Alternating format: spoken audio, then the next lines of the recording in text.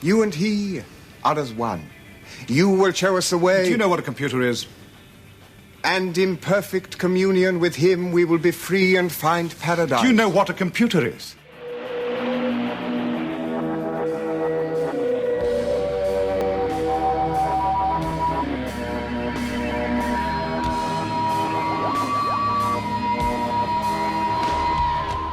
So we open with this barrage of political drama as this primitive tribe discusses blasphemy and banishment. This young, strong, energetic girl is banished from her tribe. This is Leela, and she'll be our brand new companion. Outcast of the tribe of 17, begone from us. Born of the evil one, return to your master. The Doctor then arrives, and Tom's charisma cascades as he looks directly down the lens of the camera, addressing the audience. This is an odd and bold acting choice by Mr. Baker, but it perfectly conveys this captivating energy. Wonder what that was for. Little look round, Doctor? Why not?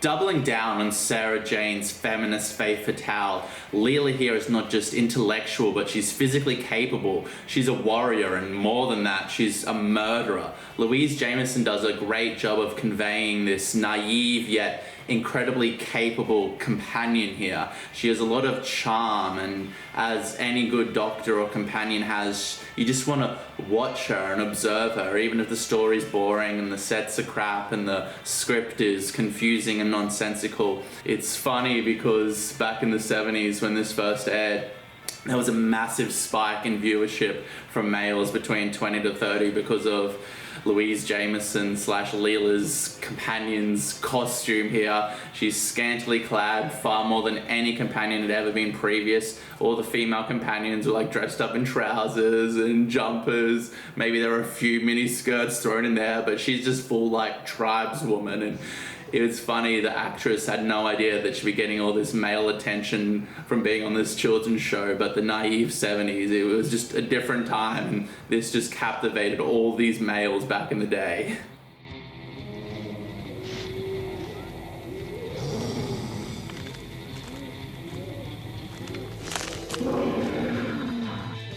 We get these really interesting and different looking forest designs here. It's like weird and kind of technological and odd and synthetic, but rather effective. They were going to go out on the field and like film in an actual forest, but they decided they could do it all in set, and it is rather interesting. I also like the tribespeople here. They're like technological but yet tribal. It's a really well executed visual design here, the sets and the costumes.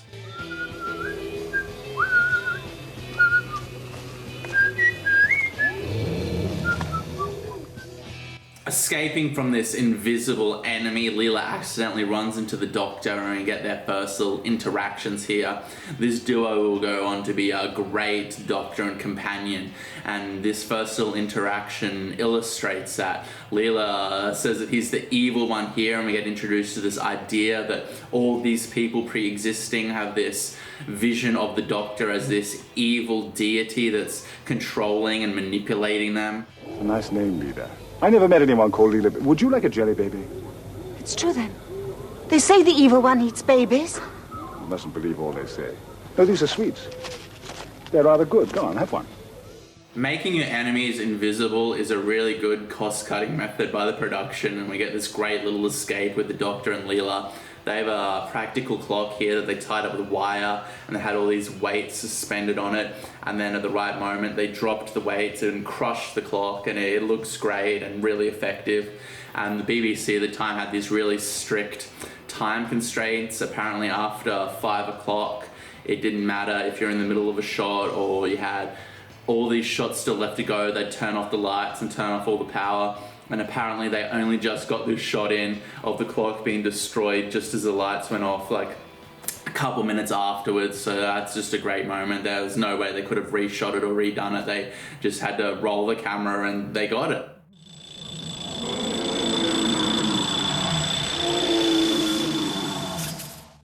tell you what, not a lot of actors did weights back in the 70s. Nowadays, every fucking extra in every movie is fucking cut and shredded and jacked. But these guys have never seen a set of dumbbells in their life. I don't know if you're interested, but Neva sent 2 men in secret to try and kill Leela. I'm interested, Thomas. The world building and ideas in this story are actually quite sophisticated for a low budget children's television show from 50 years ago. Basically, the ship landed on this planet generations ago, and there was a survey team and then the technicians. And the technicians stayed on the ship and the survey team left. And then generations later, they become separated and become these 2 independent societies that are warring with each other. But in the midst of all this, there's this computer program that was part of the ship that's been manipulating these 2 factions against each other and using eugenics against them and all this fucking stuff that starts unfolding. It's rather clever, and there are some interesting ideas here.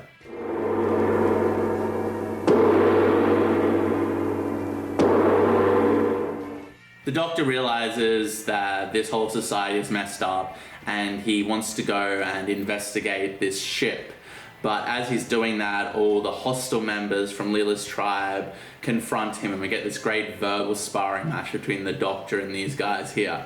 He uses all their folklore, and they have all these images of him as this evil one, and he uses that completely to manipulate them and get a one-over on them. He's like, yeah, I'm the evil one, and you need to fucking listen to me. The evil one. Oh dear. You too. Well then, tread softly, gentlemen, or I'll turn you into toads. Tom was always super conscious of the younger audience and being a role model and how impressionable youth are when it comes to seeing their hero do all these things. He would never smoke on the street or do anything that the public could see which would have a bad impact on the children. And there's this scene here where the Doctor threatens to stab somebody with a knife, and that was in the script. The Doctor was never going to stab the guy with a knife. He was just like threatening him to get out of the situation. But Tom even thought just the idea of the Doctor threatening someone with a knife was too far. So on the fly, we get some classic Tom Baker silliness as he uses a jelly baby. And he's like, I'll kill this guy with his deadly jelly baby. Incidentally, the producer, Philip Hinchcliffe, wasn't there on the set and missed the filming of that day. And then when he came back, he wasn't a fan of it. Tom Baker's silliness will slowly seep into the series more and more as he gets more and more control and the years roll on by. But this is one of the first little moments here that he had a direct impact on, which took the seriousness away from the script and just made the Doctor silly. The scripts are all very serious here, but later on, I think the silliness will take more of a hold. But needless to say, Philip Hinchcliffe wasn't a fan of this particular sequence, which I love. Now drop your weapons, or I'll kill him with this deadly jelly baby. Kill him then. What? Kill him then. I don't take orders from anyone. Captured and bound, the Doctor is taken to this tribe's leader, and we get this amazing sequence of this shaman overacting, using this ancient technological relic as some like religious device here. The acting and the execution is brilliant, and the idea of a tribe living in the ruins of this past power and seeing all these technological relics and thinking them as religious devices is an interesting concept. We also see elements of that in Stargate, in The Expanse, and in Adventure Time.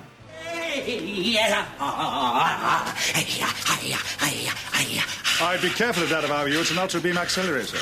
See how it fears the sacred relics of Xoanon. If there happens to be a charge in there, you could transform this whole village into a smoky hole in the ground. Yeah, how it threatens us. Yes, well, look, if you'll just untie my hands, I think I have an idea of what's going on. I may be able to help. The leader of Leela's tribe's name is Andor, and every time I say Andor, all I can think is Cassian Andor of Star Wars. Both of you in league with the evil one. You blind fool, Andor. Leela manages to break the doctor out here, and she uses this Janus thorn to attack this guard following them. And how this device works is it paralyzes this victim, and after 15 minutes they die. It's funny here, Leela feels like the anti-doctor. She just like murders with little thought or little reason, and the doctor is super offended and taken back by her willingness and easiness to just murder everyone she comes in contact with. It's a really interesting pairing of these two opposing worldviews here, and the doctor immediately just shows his anger and disgust at her actions. The doctor doesn't really seem to particularly like Leela in this story. He respects her, but he's horribly offended at some of her tendencies, and it's funny because in real life that was reflected by Tom Baker and Louise Jameson. Tom famously, after Sarah Jane left, did not want another companion. He just wanted to be solo, and he wanted to look down the lens of the camera every week and explain the exposition directly to the audience, breaking the fourth wall. He didn't want a companion taking up his airtime and that he'd have to bother with. That was annoying. It's classic Tom, but yeah, the animosity felt here between the Doctor and Leela, it was reflected in real life, and Tom apparently was cold to Louise Jameson for some time before they obviously become great friends.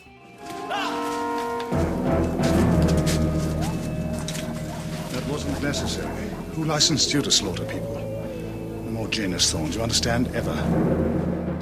The cliffhanger for episode 1 is this reveal of this massive Mount Rushmore-esque version of the Doctor's head, aka the evil one. This was Philip Hinchcliffe's idea. He liked the idea of the Doctor's face being carved into this mountain, and this past moment where the Doctor had a massive negative impact on a society, but he re-encountered them with zero memory of what he actually done. I love this concept. It's great. It just brings darkness to the Doctor. He does tend to bumble into situations with all these primitive people and have this massive like presence and then do all this crazy shit, and sometimes that leads to horribly negative consequences. And for him, he wasn't even on his radar. He doesn't even remember being here or doing any of this. It was so long ago, hundreds of years ago or whatever. It's a brilliant little idea by the greatest Doctor Who producer of all time, Philip Hinchcliffe, to make the Doctor a little bit more darker and edgier and just, yeah, not giving a fuck about what he'd done or not even remembering. It didn't matter to him, but he's had a massive negative impact on the society. Although this Mount Rushmore thing, it doesn't really hold scale. It looks like a cheap model. It doesn't look big. But you know, I mean, 50 years ago, they had like $5 to do this. They did it well. It doesn't convey size though, like the Lord of the Rings trilogy with all their miniatures, bigatures, if you will. It seems I have been here before. That's the evil one. Is it? I must have made quite an impression. So there's this old communicator in this spacesuit that this AI from the spaceship is using to manipulate this shaman from Leela's tribe. He's posing as a religious deity and he's pushing these two forces against each other into warfare. And throughout this narrative, there's a large amount of suspense as this looming war continues to intensify as the Doctor is trying to figure out what the fuck is happening. You must attack now, or you betray our god. Has Xoanon commanded this? He has.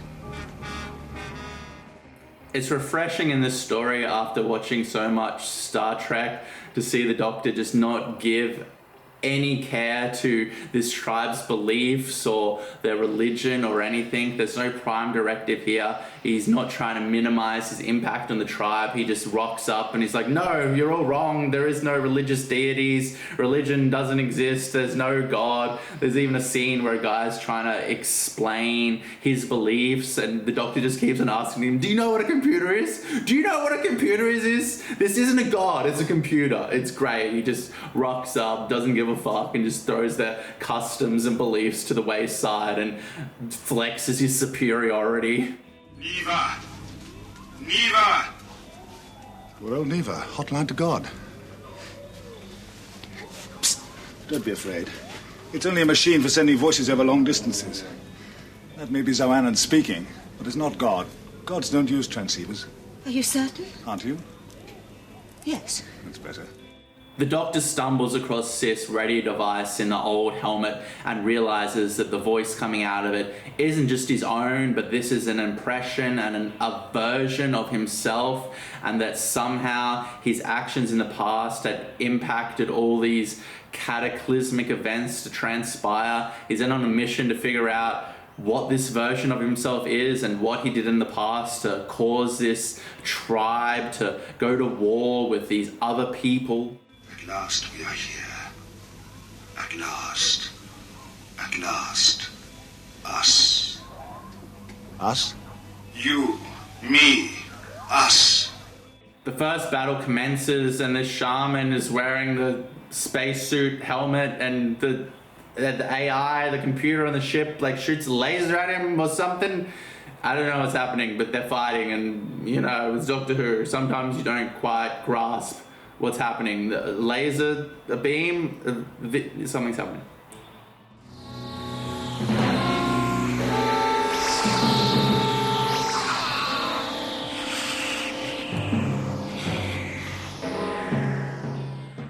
During an encounter, Leela is struck by one of these Janus thorns, which has been set up previously to kill all of its victims. So the suspense just swells as the Doctor now needs to save this young tribeswoman. We get this great sequence where the Doctor uses all these old computers and synthesizes an antidote to save Leela, proving that these aren't religious relics, that they're just old scientific equipment. It's very much a pro-science theme here by the Doctor. You don't really think that's going to help, Leela? Poking around in Neva's relics! Shut up, rattlesnake. I'm trying to save time. Leela hasn't got much left.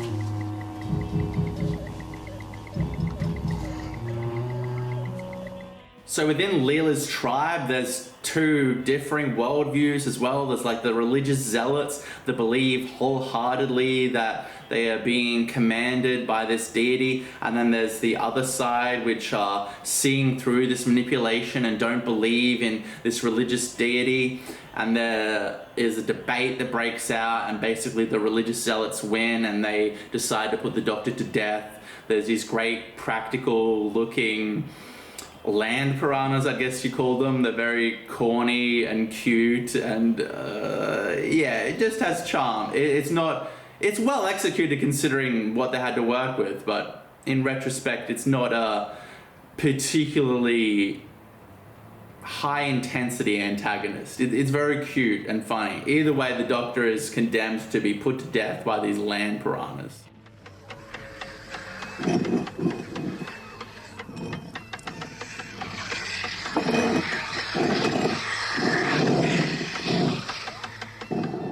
Leela jumps into action to try and save the Doctor, but our beloved cosmic bohemian manages to solve this problem and prevent his flesh being stripped away by these little cute land piranhas. Stop!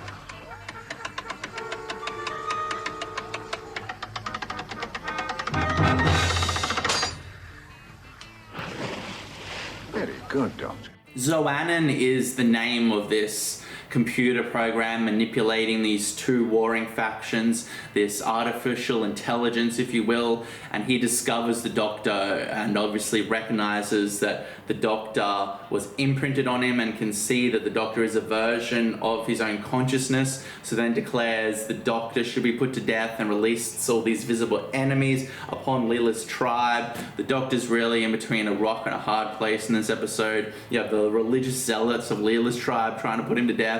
Then you have Xoanon, this schizophrenic AI dictator, now coming after him and trying to put him to death, and he's just trying to solve this problem that he started decades ago while everyone is trying to murder him.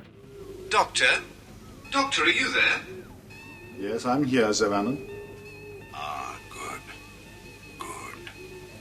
We have decided to destroy you. I see, Xoanon. Look at this guy's face. Even against an invisible antagonist, he manages to convey real human emotions, fear and horror. It's A+ acting.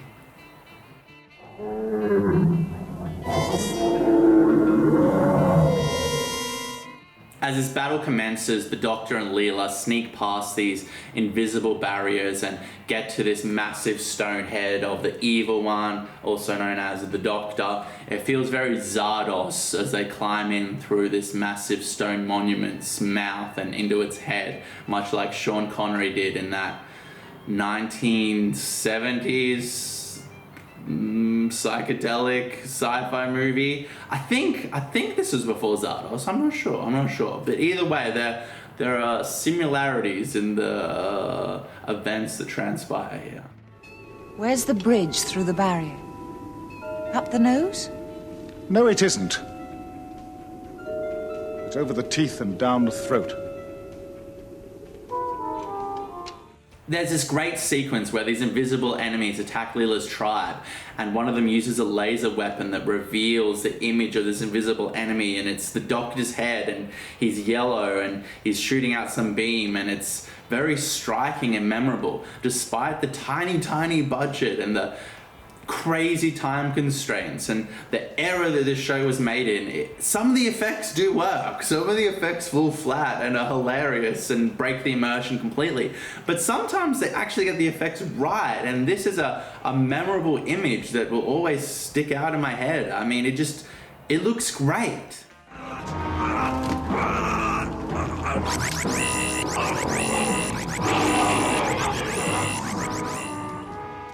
Now inside this maroon spaceship, the Doctor and Leela attempt to track down Xoanon, this schizophrenic AI, and disassemble him. And during this, the Doctor remembers what happened and what happened in the past to make him make this mistake that's thrown the society into chaos. It's described like the AI was young and juvenile and it needed help, and the Doctor imprinted part of his memory onto the computer program to help it develop these people or save these people, but the Doctor put all of himself into it. And then there were pieces of the AI that originally existed, so it became this weird schizophrenic mix of like the Doctor's darkness and the Doctor's secrets and the Doctor's like violence and shortcomings and ego, as well as this other thing. It's all very interesting conceptually. Like, this could be a book, not just some shitty fucking television show from the 70s that was made for kids, basically. The Seventeen was sent forth by God to seek paradise. The Tesh remained at the place of land. Yes, exactly. That means the 17 explored the planet, while the Tesh remained to work in the ship in the place where it landed, here. The same people. Yes, the 17 were the survey teams, and the Tesh were the technicians. We then get this Goldfinger-esque sequence as Leela is bound to this table as well as Tom, and he uses a reflection from a mirror to shoot this laser back onto itself. We get this scene reminiscent of Sean Connery's Zardos, and then we get this different sequence which is reminiscent of Sean Connery's Goldfinger. Whoever wrote this story was a big Sean Connery fan, I think, and lifted a couple ideas. Although I think Zardos was after this story. Goldfinger was definitely before the story. Goldfinger was like in the 60s, but Zardos was maybe after this story aired? Maybe not. Maybe they were both before and the writer is just a Sean Connery fan. That's fair. Who isn't a Sean Connery fan? He does hit women, though. It's problematic. Not the worst thing to slap a woman now and then. As I remember, you said you don't do it with a clenched fist. It's better to do it with an open hand. Yeah, remember that? Yeah. Yeah. And I didn't love that. I haven't changed my opinion. You haven't? No, not at all. You think it's good to slap a woman? No, I don't think it's good. I don't think it's bad?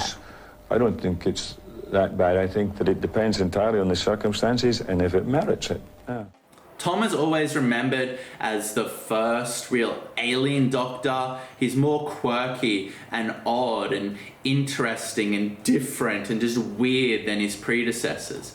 But it's his seriousness that really makes him a complete character. The silliness only works in context with his serious moments. And when the Doctor's angry and authoritarian, Tom really is able to convey this authority and anger. That's not a good enough reason. The savages have the power to open the barrier. Particle analysis may tell us how they do it. Surely that is why you brought her to us. The savages don't open the barrier. You lack brains. Xoanon does. Do you understand? That Xoanon does. Oh, fuck! They've got the doctor!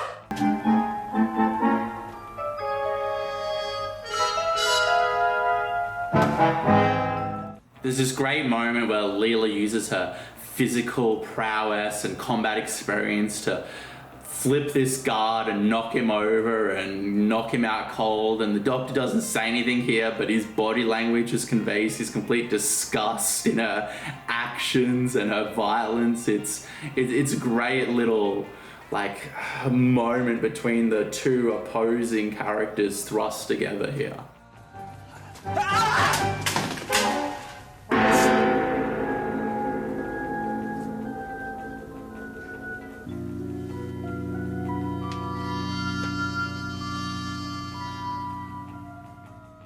The Doctor finally manages to find where Xoanon is located within the ship and confronts him. He just outlines all this exposition and gives him the hard truth about his origins and how the Doctor accidentally imprinted his consciousness onto the AI and how the AI is broken and his actions are immoral, and the computer program just barks at him in this schizophrenic manner with all these different voices. Who are you? I'm the Doctor. Who are you? I'm the Doctor! Why have you come? To correct a mistake I made when I was here before. We have made no mistake. No mistake. I made the mistake. I made the mistake. Cut in between the Doctor's confrontation of Xoanon, we get these flat, slow, and boring sequences of Leela having a laser fight battle with these guards. I think the pacing is completely off because of how slow the guns actually shoot, and there's just no rhythm or pacing in the editing or the music or the framing or the direction or anything. It's rather flat and slow and boring. We do get to see Louise Jameson's bum a few times though, so I guess that's cool. Scantily clad companions, that's why we're all here, right? Yeah? Yeah?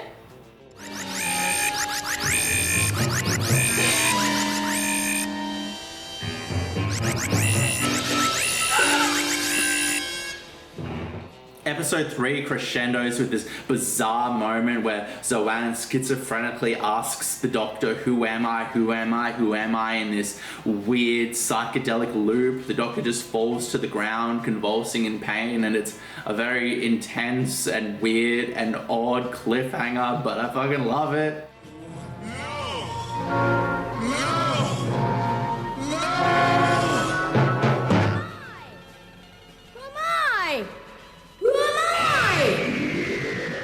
Leela's action-orientated character is a great juxtaposition of the Doctor. Even in this first story here, all his scenes are very dialogue-based. The Doctor doesn't do a lot of physical things to circumnavigate danger, and cut in between all of that, even though sometimes it's boring and not well executed, is Leela being completely the opposite. She doesn't use intellect or manipulation or charisma to change the situation. She just uses brute force and violence. They're two really great counterparts.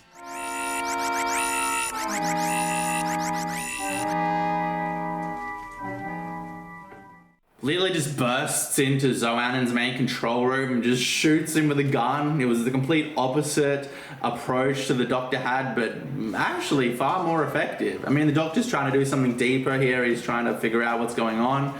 But yeah, the Doctor was rendered paralyzed on the floor in like some painful coma while Leela just bursts in and shoots Xoanon and takes the Doctor out. Like, okay, yeah, sometimes violence can work. Who am I? Who am I? Who am I? Who am I? Who am I? Who am I? Who am I?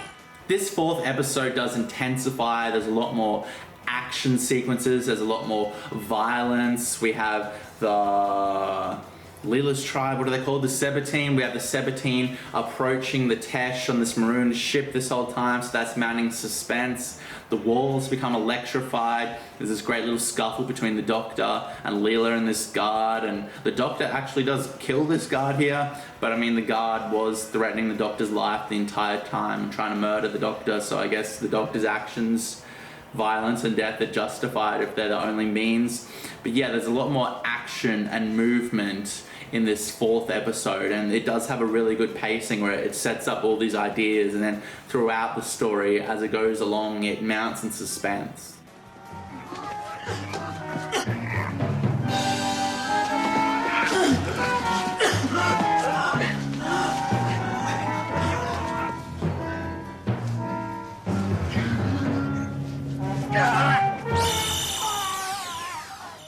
Xoanon has its own psychic abilities, even though it's an AI, and it possesses all of the Sabatine tribe members coming here. It also possesses Leela and uses Leela as a device to try and assassinate the Doctor.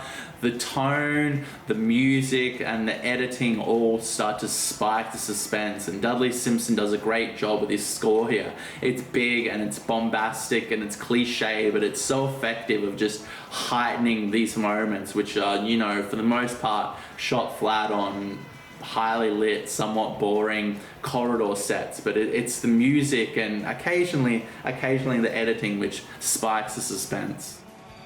Destroy and be free. Destroy and be free. Destroy and be free. The Doctor, held at knife point by all these possessed members of the technician team from generations past, is saved by that crazy shaman. He runs in and just shoots Xoanon, releasing Xoanon's psychic grip on all of these possessed people. But the shaman has shot himself in this incident, so he saves the Doctor and he wounds Xoanon, but he himself is sacrificed. It's a great little moment by this interesting character that first believed all these lies and believed this religious dogma, but slowly becomes aware and awake to the fact that he was being manipulated, and in the end shoots and damages this computer program that was manipulating this whole time. He has a little character arc. It's writing 101. Destroy! Free! Thailand! Destroy! Die!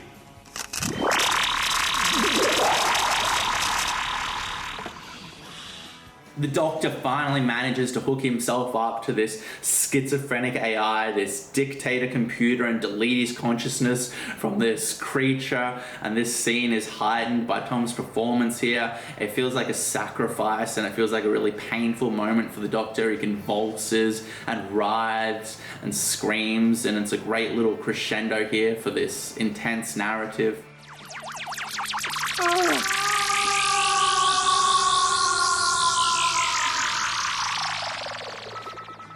The Doctor awakens 2 days later, and it's now revealed that Xoanon, this AI, has been silent this entire time. The conflict between the Sabatine and the Tesh has also subsided, and everything seems to have calmed down and slowed down. The main conflict is over, and now this story is just wrapping up all its little loose ends. How long have I been out? 2 days? 2 days? I haven't got time to be lying around here for 2 days. You should have thought of that before. The Doctor, and also Leela this time, confront Xoanon and tell him that his schizophrenic manner and his manipulation and eugenics and bloodlust were completely wrong, and condemn his actions. And he's like, yeah, no, that's fair. I was all fucked up. Xoanon is like logical now and not manipulating anyone or schizophrenic or aggressive. Once the Doctor's consciousness is pulled from him, it just becomes normal. So yeah, this whole situation, this like generational war, this eugenics experiment, these two clashing cultures, this was completely the Doctor's fault, and he didn't even remember it. Hostility and conflict to speed up the process until you were ready to select the best of both. It's horrible. Yes, it is horrible. Isn't it horrible? But it's over now.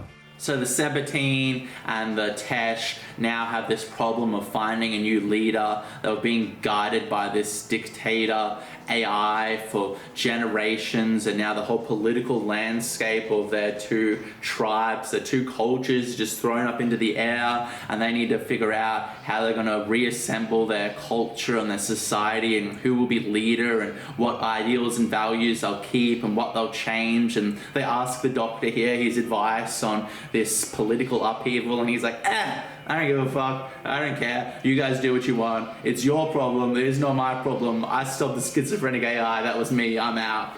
I love it. It is no prime directive here. He completely, once again, throws the society's like parameters out the window and then just gives them no help or advice on how to put the society back together. He's just out. I mean, he's solved the problem that he started, but there's still a lot going on here. But he's like, I'm not sticking around the political drama, or I'm not going to be voting in this democracy or voting in our new king or dictator. I'm out. See you later. It's brilliant. But we must still choose a leader. But that's not my problem. As the Doctor vacates this political upheaval and attempts to leave the entire situation without even saying goodbye to most people, Leela finds him and asks him if she can become his new companion and travel with him on all these worldwide adventures. She's like, you like me, don't you? And the Doctor's like, yeah, you're alright. I like lots of people though. And he declines her here. He's like, no, I don't think you should come with me. And then Leela just runs past him, forcibly runs into the TARDIS without permission and takes off. And as the credits begin to siphon in, we just get this great moment of the Doctor running after her, yelling, don't touch that, don't touch that, don't touch that. It's a great moment of these two characters coming together here and their opposing views and how they're not particularly like on the same page here. The Doctor isn't particularly taken by Leela. He doesn't want her to come and she just runs to the TARDIS and takes off. It's a brilliant little moment. You like me, don't you? Well, yes, I suppose I do like you. But then I like lots of people. I can't go carting them around the universe with me. Goodbye.